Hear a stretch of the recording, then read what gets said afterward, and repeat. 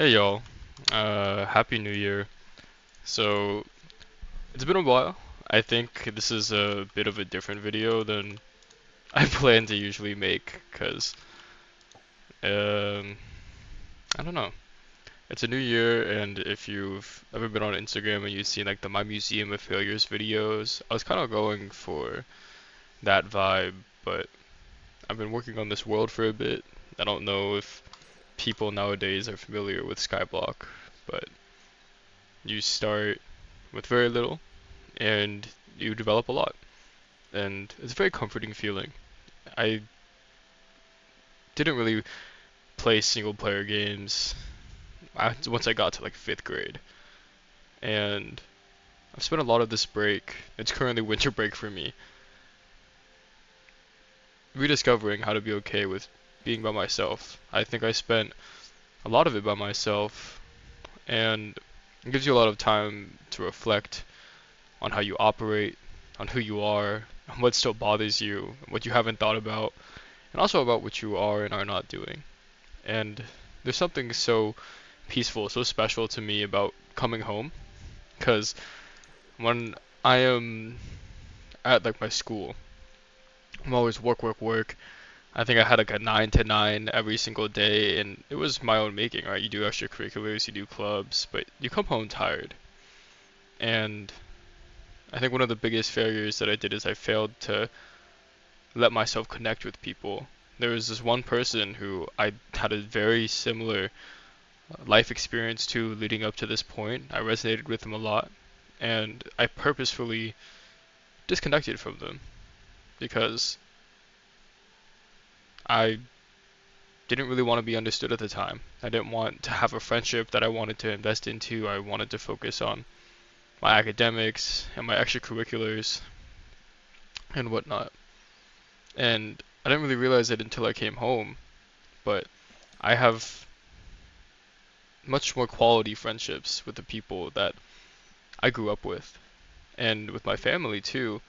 I've been chasing this dream of being able to talk about technical things and having a large knowledge base to be able to work with my family who is all highly technical, and now that I finally achieved it, it's not really that I feel empty, but more that I feel that all I've been yearning for is that connection, to be able to engage in conversation with my family, to be able to connect with them. And it wasn't really about the technical aspects at all, it was more just about being involved with my family. And I know I talked about that and that my dad overheard it, and now he goes out of his way to talk to me about the technical stuff that he's doing, about how he wants to progress in the future, to collaborate, and I couldn't be more happy for it. So that's not really a failure, right? But more so the failure is that I didn't see my true intentions. For somebody who overthinks, for somebody who uses this channel as an outlet for their thoughts, this is my digital journal. Instead of a diary, I just make YouTube videos, and sometimes I lie to myself too. And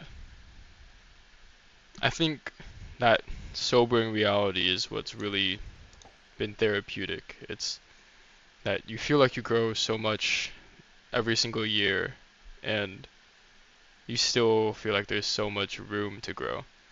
And this feeds into an idea of existentialism where if the point of living is to continue living, and some people find purpose in the progress, your mind finds better motivation in the progress, and you're just chasing dopamine high after dopamine high. But if you get too high, it becomes meaningless. If you go too low, it gets difficult to start, and you develop this dopamine debt. What are you doing? And you have to keep all these other variables to balance. It sounds like the point of living is to continue living, and no one's gonna find the answer for you. That's difficult. And it's not something which just has a singular answer. I grew up always with this premonition that it was so important that everything had a reason. I still, to this day, always attach a reason to something, but as I've continued to grow up, I've had to tolerate more and more uncertainty. I've had to become more comfortable with not being sure about something, with things not being perfect, with things not making sense. And it feels hypocritical in a way where I thought that the more knowledge that I had, the more experience that I had, the more things that would make sense, but you just grew to accept that some things aren't going to. And when I made this channel, I was always hoping that I would be able to give people direction, even if I don't think I'm a good person to give people advice. If I feel underqualified, it's so nice to share your experiences and hopefully you draw something from them. Because I have friends that even though I'm close with them, they don't always want to have a conversation. And like in this fashion, they don't want to be introspective. They don't always want to think about things. They're just living their life. And how could you, right? How could you think about things all the way through every single time to always go to the depths? At some point, you need to find an axiom, which means you need to find something which is just inherently true. So, building off of that, you'd say that the point of overthinking is to think so much that you find nothing. Like there is no purpose to it. It doesn't serve you some greater benefit. It's not going to give you an enlightenment. At some point, you just need to act. You just need to accept things for how they are, and you need to progress. And that's been something which I've been having trouble grasping with, I should say. It's this idea that the further that I go along in my life, the supposedly more well-rounded, the better person I become, the more apparent it is to me that I'm never going to become that person who just has the answers, where things just make sense, where you could answer those questions. Like the reason I became a teacher is when I was a kid. Like you ever hear like a really annoying kid or like keep asking you why about something, and then at some point you don't have an answer. Like you know that something like maybe a rock is made of atoms, well, it's made of molecules. Those molecules are made of atoms. Those atoms are made of quarks and particles, and then the particles are made of quarks, and then what, right? There's still this idea of nothing, but that nothing is so unobservable that it's just something that we can't bear to understand, right? To speak of something is just something that exists. To speak of nothing, to speak of something that exists. That nothing is just something that we cannot see, right? And it's not that there is nothing there, but we know that there has to be something, which is in the absence of something that we can observe. We just don't know. So we call it nothing. Nothing is just the absence of our own knowledge.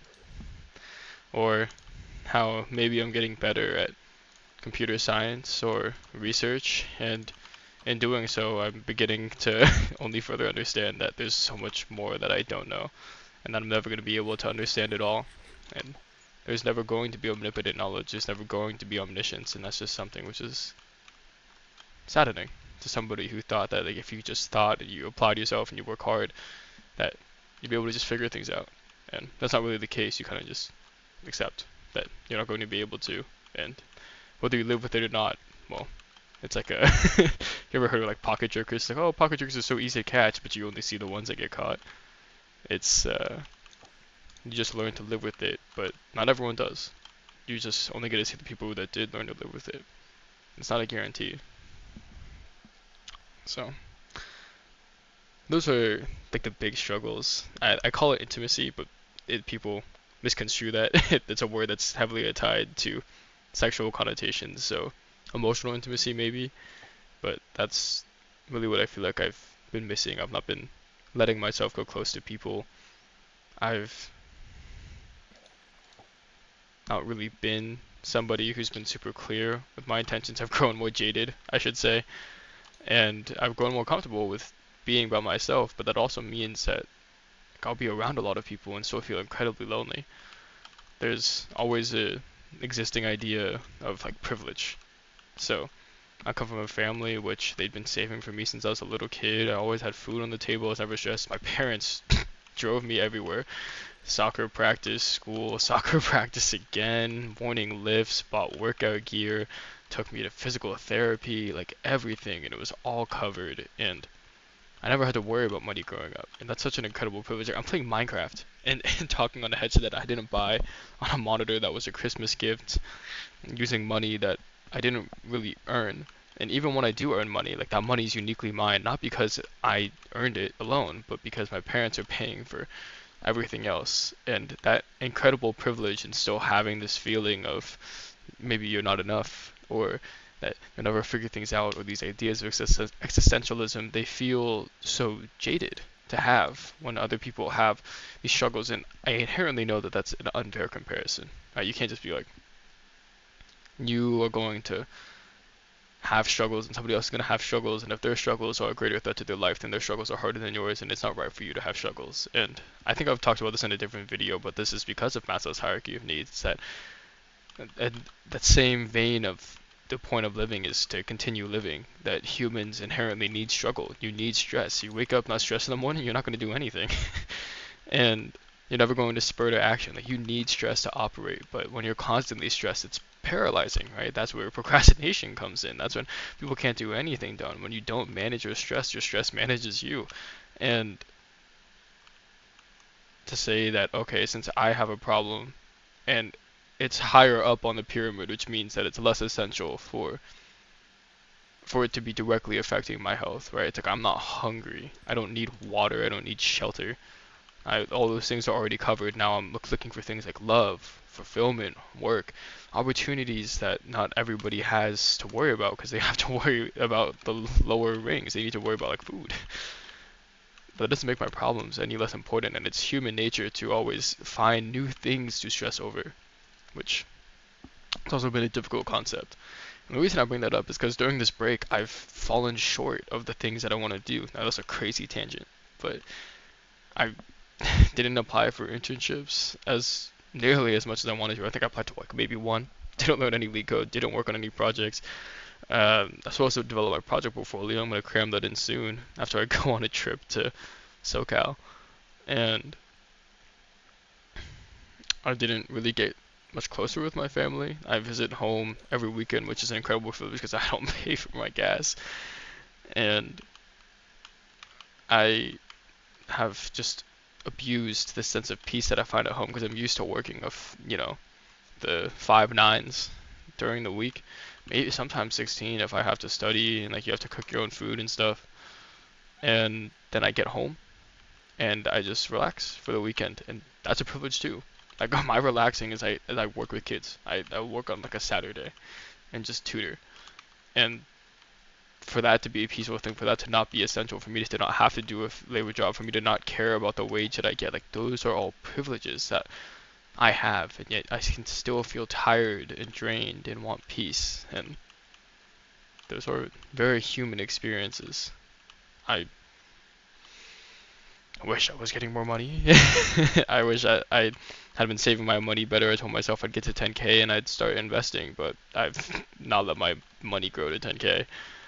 And yeah, I haven't gotten that internship. I got a scholarship. I finally am funding some of my college, but it's an inconsequential amount. And a part of that privilege working against you is that like, oh, I don't need the money, so I have to get everything based off of merit. And I've gotten 2 merit-based scholarships, so this is my third, but none of them have been significant enough. I've not applied to enough scholarships, honestly. Like my parents have forwarded me scholarship opportunities and I haven't taken them. I just didn't want to apply. And same thing with a lot of internship opportunities. Like I really could have been getting my volume up, but I wasn't ready to commit to studying because I wasn't locked in on my academics either. And I still came out of my academics with like good grades, but I didn't apply for the internships. I missed the whole cycle. I got flagged for cheating. I got AI plagiarism. I have a court case coming up, and honestly, I don't feel like I cheated. But at the same time, I know that I didn't do my best job on it either. And the results of that case is going to determine whether or not I violated the syllabus, because it's honestly shaky. But that is to say that I didn't put my best foot forward. I didn't do my most integral work, and I mean, I guess I'll find out. But what's good is that I can't fail the class. The material that got flagged is not weighted highly enough for me to fail, but it does mean that I could just get a C in that course, just because I, you know, use a little bit of assistance. And what else? I pack my schedule again. This was a habit that I had in high school where I told myself like I need break time, I need downtime. I was looking at a spreadsheet and it said that I was gonna be booked 15 hours a day. I didn't exercise nearly as much as I wanted to. I think I was maybe at best 2 days every single week, but like realistically, that was like some weeks I'd go every single day, other weeks I wouldn't go at all. I was super inconsistent. I put academic stuff over my sleep. I did not prioritize sleep this semester like I thought I would. I lacked the structure.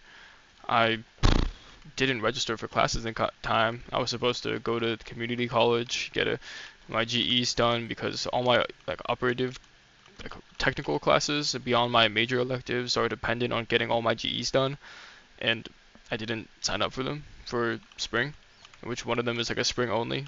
So we'll see if I can continue getting those classes going into fall semester, but like I might have messed up my grad. I wanted to grad in 2027 and it might not happen. So yeah. And I recently became a mentor. I have littles, and all I do is send them reels. I feel like I haven't been a mentor at all, and that doesn't mean that I should force myself on them. But there are also people that don't really reach out, and I'm wondering if I should make myself more available, or give more advice, or inspire more conversations, and establish more routine. Um, I represent like a fam, I should say, like a group of people at uh, one of my clubs on campus, and I really didn't bring them together. And there's of course drama that's associated with it. Like there's just internal issues that we're dealing with, but that doesn't mean that I can't bring people together. And I really feel like I did a really poor job at that. Same thing with like my current leadership positions. I'm like VP, president, I flaked on two of those clubs. Like I really feel like I did a terrible job. Like I really didn't contribute much. And one of the presidents said that I did a fantastic job. Other groups said that I was super professional. I got stuff done that wasn't done in the club previously, and some of it was outside of my control. Like my club members, they just didn't want to do anything when times got tough. Like they dropped it too, but I didn't hold them accountable. I didn't hire new people. We didn't get the hiring form out in time. We need to put that out at the start of next semester, and I've honestly done very little work over the course of this break where I thought I was going to be catching up on a lot of things. It's sure like I feel like I'm young. I feel like I have time, but like what the people say, like you have plenty of time, but you don't have any time to waste. And I feel that way with investments. I feel that way with my school. I feel that way with my research. I feel that way with my work. I'm still working teaching jobs, and that lack of capacity for me to, not capacity, but ability for me to get an internship, for me to not second the tech in my favor, for me to not commit to anything, for me to diversify everything. It weighs on me. And I've really wondered if I really just apply myself into one direction instead of diversifying myself, if I would be in a better spot. But I also don't want to buy into the idea that I need to be really good at one particular thing. I'm like, there's no shame in doing a lot of different things, being a lot of different people, of being the master of none, to me. Because to me that's fulfillment. That's living a fulfilling life. So that's what I've been up to. And I think the last really big failure that, well, very big item that I feel like I have fallen short on this semester is the, my love life. For lack of better phrasing, I've not asked anyone out. I've historically let women choose me, and omitting to control my love life hasn't necessarily been the best thing for me. And I told myself after the last one that I was going to take initiative, and well, here I am, still single. And I think that says a lot about me as an individual, because, well, when I have to take initiative, when you have to be bold, when you have to stand up for yourself, I'm like, where am I? I just haven't done anything. And it's not to say that, well, honestly, I haven't really had many opportunities, but maybe that's because the only time I knew an opportunity was from somebody else providing it for me, from somebody already being interested. And I wasn't the greatest friend either. I know I had friends that came to visit me, and I didn't engage with them very much in that pursuit to meet somebody. And I feel guilty about that. And they don't care, but I do. And I think that's something that is significant, right? I've been trying to focus more about how life feels. I can't control every single variable. Like I can't make sure that everything's perfect. I can't control how other people feel about me. But I should just focus on, me and what is good for me and what my life is like and what I enjoy. But it's been not ideal, honestly. We so no. And if I'm to be entirely honest with myself, when I'm thinking about like that museum of failures, it's like I still am not really over what like my exes, I should say. Like not just my ex, like it still bothers me everything that happened between all of us, you know? Like I don't know if I can be a better person. I have historically in relationships just been a pushover and let the other person dictate the relationship the same way that they chose me. And you would think that now, oh, like everyone wants the person that's like a people pleaser and that like oh they meet all your needs and they just understand you, but it's an obsession, right? I at the price of connecting with someone and getting to know them, I you know focused on myself, I guess. I well no, I did the opposite. Wow, I put them first. I didn't recognize my own needs, and I compromised on my values same way that I've been compromising on my health for my career, and it's something that I really wanted to do a better job on over the past year, and I wanted to get back in the game at some point, and I just have not been able to bring myself to. And I couldn't give you a great reason for what it is. More like I feel like I should still be healing. I feel like I didn't really give myself the space to heal. I've been good about like not repeating mistakes, but I come close. And I've been disciplined in some areas where at least, I'm not just throwing myself at people. I'm not compromising my self-worth. Like no one night stands for me. No trying not to let relationships progress too fast, trying not to fantasize over people that are just living their lives, right? And that means like I haven't done anything crazy like date a lab partner or date somebody in one of my workplaces, but if all I do is meet people at these clubs and work and in my classes and I refuse to date any of them, then how else am I going to meet these people? And honestly, that's a great question. I've not been looking for connection in a casual setting. Like I went to a few parties and still, like it just wasn't for me really. Like, I couldn't put my finger on it. But like the type of people that would end up at these parties, which includes myself, like I wouldn't want a day I couldn't imagine starting a future with, which really like makes me wonder. It's like reels, It's like you scroll the reels, but I'm still sitting there wondering like, what am I really looking for? Like, what was the point? And I don't have a great answer for that. So, yeah, that's all that comes to mind at the moment. That is my museum of failures for 2025. There's a clear reason why people say stuff like this, and it's mostly to say that, hey, this is what didn't go well for me, but that doesn't mean that things are never going to go well in the future, and it's okay, and everything will be okay. Like life goes on. So, with that, I had goals for this channel to make one video a week. After I realized that I would not be committing to this weekly, I'm pretty sure I fell a little short. I'm sure I'll talk about it in a different video, but reflecting on the year and realizing that instead of growing closer to people, I just grew closer with this parasocial self that I've developed.